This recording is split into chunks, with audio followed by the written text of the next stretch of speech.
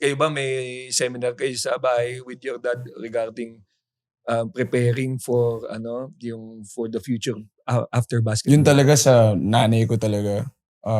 Parang si tatay ko na nagsasabi ko wala yung nanay namin sa buhay namin. Si tatay maging wala ngayon kasi magastusin si tatay dati for sure. Galante talaga yan, kuya. Tapos yung nanay ko lang talaga kasi siya yung ultimate businesswoman. Siya yung nag-control. Siya talaga. Control.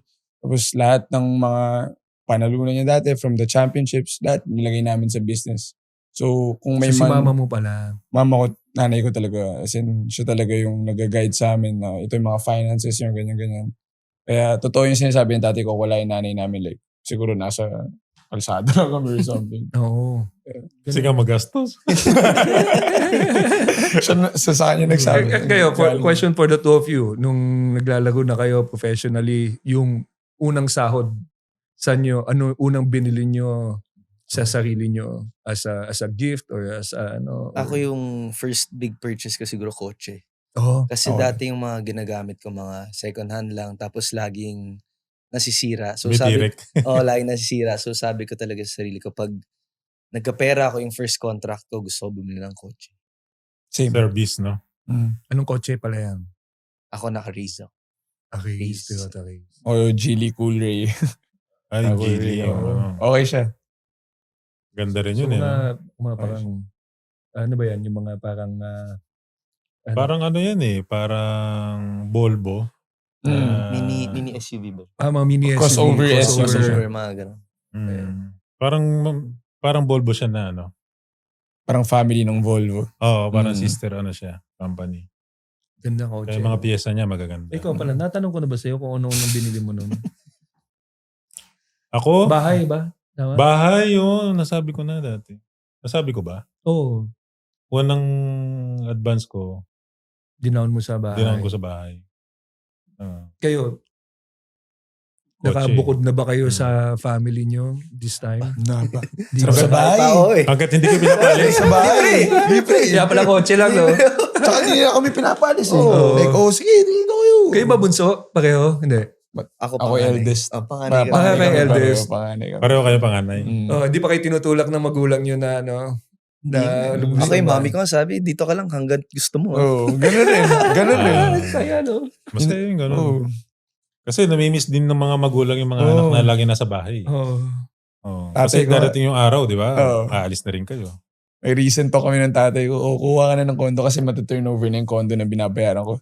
Sige, pag hindi naman gumana yan, welcome ka naman dito ulit So, pa-welcome sila ulit. Tsaka mahirap din kasi nag-try ako dati mag-move out. Nag-condo ako nung pandemic.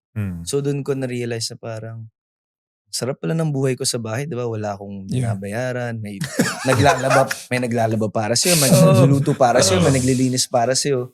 So nung nag-move out ako sa condo, doon ko parang na-realize na saya pala sa bahay. Wala akong pinoproblema, di ba? Kain ka lang, tulog, pahinga ka.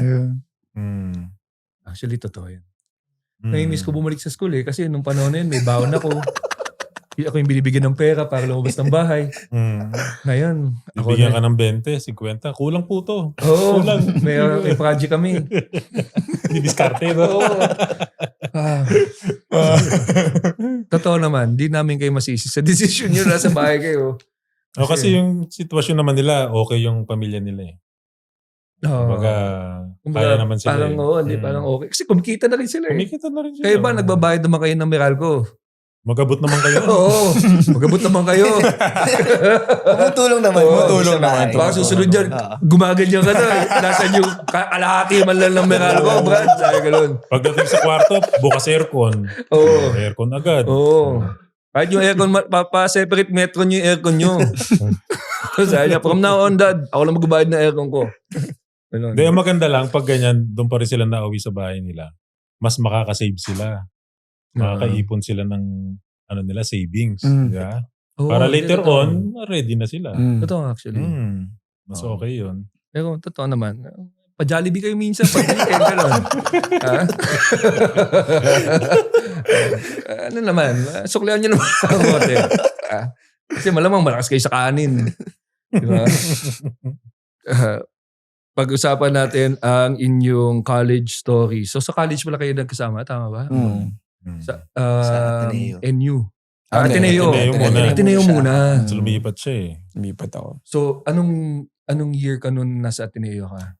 2016 tayo nagkasama, di ba? First year ni Coach Tab. First year ni Coach Tab. Actually, ako medyo bangko talaga ako nun. Siya yung, parang magsisenior ka na nun, di ba? Di ba? Fourth year na ako. Pero yung first 2-3 years ko, bangko lang din ako eh. So parang yun talaga yung chance ko na Sino if bang ever makakalaro. position nyo that time? Nung time na yun, yung mga senior ko kasi sina Kiefer, sina Nico Elorde, sina Newsome, ganun. So, hindi talaga ako palalaro doon. Oo nga, no? Pero nung nag-graduate sila. Alam mo naman yung pag nakita mo yung team, okay, mukhang bangko ako dito.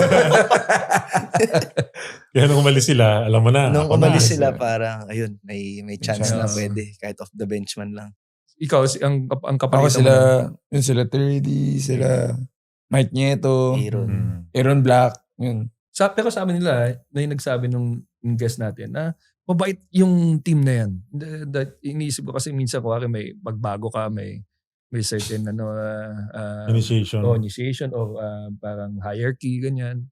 Pero sa amin very welcoming naman daw sila Kiefer. So, paano yung yung pagpasok niyo doon? Well, yung sa amin, sina Kiefer, ako si Kiefer, teammate ko siya since grade school eh. So, matagal ko na rin siyang kakilala, matagal ko na siyang teammate. So, talagang nung pagpasok ko, ginagay niya yung mga bata. So, pag wala na, okay yung, kumbaga, chemistry niya ever since. Ikaw, ever since Ateneo na? Ateneo nung simula nung second year high school. Pero nag-Lasal Green Hills ako, grade school. Tapos nag-Lourdes pa ako, School of Mandaluyong. Tapos, nag-Lourdes kasi kami, parang maraming liga dun eh. Sabi ng tatay namin, sige, dyan muna kayo. Magkuha kayong kumpiyansa dyan. Tapos, pumasok na yung Ateneo, ni-recruit kami magkakapatid. Ako, yung si Dave, tapos yung pinsa namin, si BJ, naglalaro rin sa Blackwater sa PBA. So, ayun, parang naging kapatid na rin namin yun. Kinuha siya ng tatay ko sa tita namin, 2011, since 2011 sa amin nakatira. And parang dun, second year high school hanggang first year college, Ateneo. So, mga 4 years. Mga 4 years ako na sa Ateneo. Parang, yun, masaya naman. Sarap naman sa atin. Masaya. Maganda naman ang tanawin sa atin. Maganda naman mga tanawin sa atin eh. Thank you for watching Balyahan with GB and RDO, powered by Sports Plus, the official gaming partner of the Philippine Olympic Committee. Kung nagustuhan mo ang napanood mo, here's some more videos. Huwag mo rin kalimutang mag-like, comment at subscribe para lagi kang first dibs sa bagong videos ng Balyahan.